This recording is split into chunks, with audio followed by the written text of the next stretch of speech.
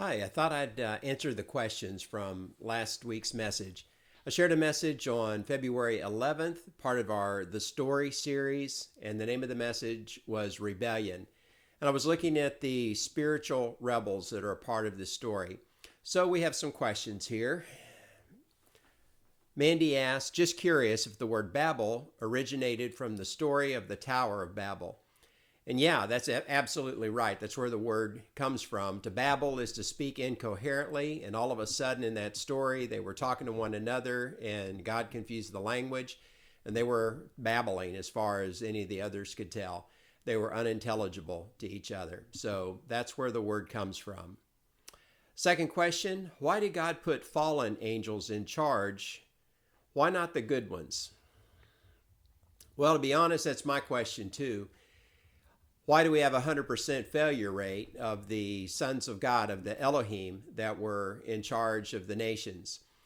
I don't have a good answer for that, except to say that God also had a 100% failure rate in the human race. All have sinned and fallen short of the glory of God. All of us need to be redeemed. So there's a 100% failure rate there too. So we have the same kind of failure rate on a spiritual level, not just a human level. I wonder about that myself. Why is that so? But that's what the story says. We have one more question, and this question is a very interesting one.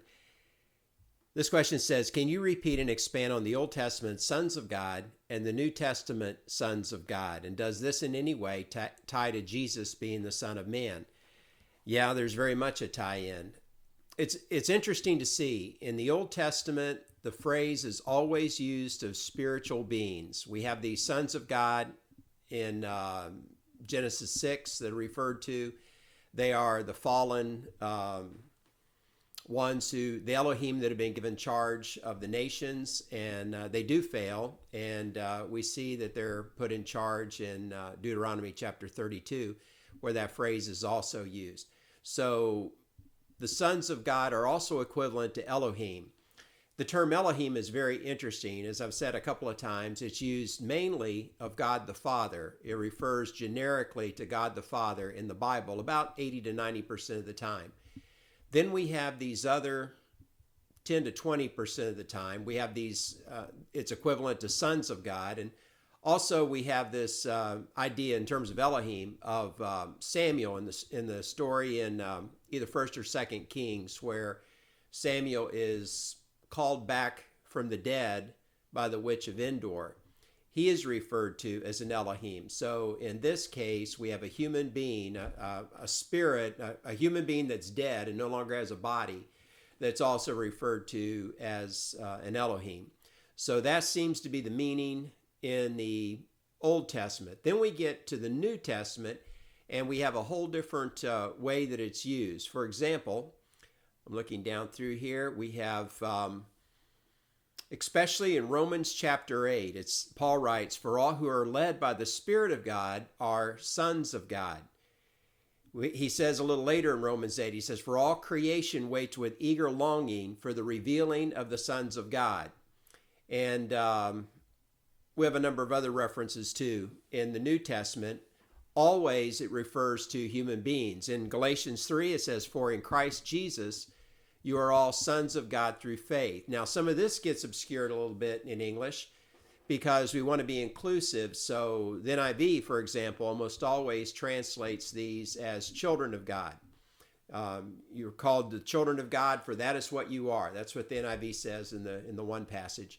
And the actual text is sons of God. It doesn't mean that it's not inclusive. It is using this as a parallel. Now the sons of God are human rather than these spiritual beings. There's a change there.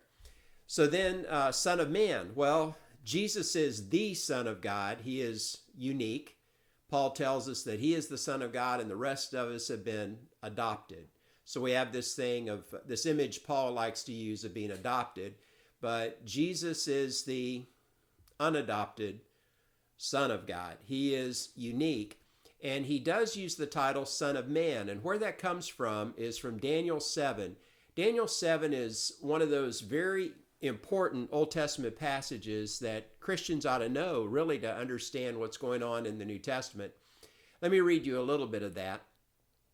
It says, beginning in verse 9, "As I looked, thrones were placed, and the Ancient of Days took his seat. His clothing was white as snow, the hair of his head was like pure wool. His throne was fiery flames, and its wheels were burning fire." And it goes on to describe God the Father sitting in court, high and lifted up before everyone. It's obviously God the Father. And then we drop down. This is still Daniel 7, verse 13. Daniel says, "I saw in the night visions, and behold, with the clouds of heaven there came one like a son of man." That term is the natural term to mean human, one who looks human. There came one like a son of man.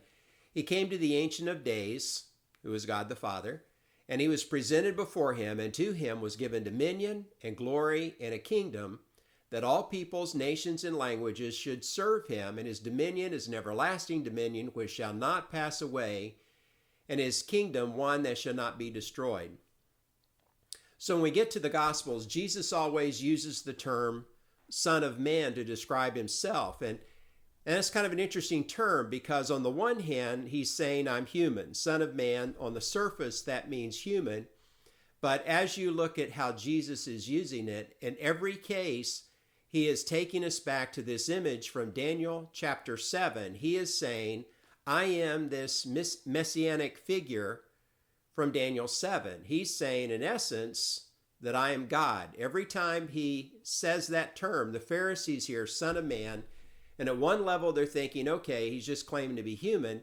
But in another case, he's saying exactly the opposite. So it's a way of saying I'm God in a way that doesn't get you arrested on day one for blasphemy. Now, whenever Jesus is in court before the high priest, they can't get their story straight. And so finally the high priest, in frustration, turns to Jesus and says, "Who do you say you are?" And Jesus refers then to this Daniel 7 passage in a way that nobody can make a mistake, that that's what he's saying. He basically says that I am the Son of Man. At that, the high priest tears his garments and he says, "What need do we have of more witnesses? You have heard his blasphemy." And indeed they had. If Jesus wasn't God, it would be blasphemy, and he would be guilty of the charge by saying what he said. So Son of Man is kind of code for Jesus referring to Daniel 7 and saying, that's me. I'm more than a human being. So those things do go together. Jesus claimed to be the Son of Man so that we could be sons of God. And that's a pretty cool use of language. I think that's it on the questions that we had for this week.